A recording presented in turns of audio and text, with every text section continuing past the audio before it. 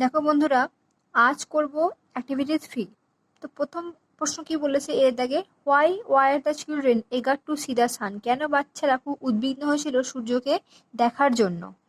তো দেখো উত্তরটা, it is because when the sun came out last time 7 years ago, then they are too young. যখন সূর্যটা last শেষ প্রায় 7 বছর আগে বেরিয়েছিল তখন তারা খুব ছোট ছিল। They could not recall the sun, for that the children were eager to see the sun. তারা মনে করতে পারলো না বা পারছিল না যে সূর্যকে দেখতে কীরকম ছিল। তো সেই জন্য তারা কি সূর্যকে দেখার জন্য খুবই উদ্বিগ্ন হয়েছিল। দেখো বিয়ের দাগেরটা, what did the children do immediately after the rain stop? যখন বৃষ্টি থামলো তখন বাচ্চাগুলো সঙ্গে সাথে সাথে কি করলো? The children came out from the underground tunnel and started running after the rain stop. বাচ্চারা বেরিয়ে এলো আন্ডারগ্রাউন্ড টানেল থেকে এবং ছুটতে শুরু করলো যখন বৃষ্টিটা থামলো।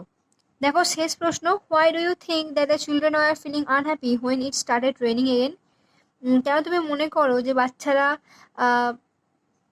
খুবই অসুখী হয়ে পড়েছিল যখন বৃষ্টিটা আবার শুরু হলো? দেখো এই প্রশ্ন উত্তরটা একটু বড়। The children were feeling unhappy, বাচ্চারা খুব অসুখী ছিল when it started raining again, যখন বৃষ্টিটা শুরু হলো। বিকজ, কারণ they will see the sun again after 7 years, তারা আবার দেখতে পাবে সূর্যকে 7 বছর পর।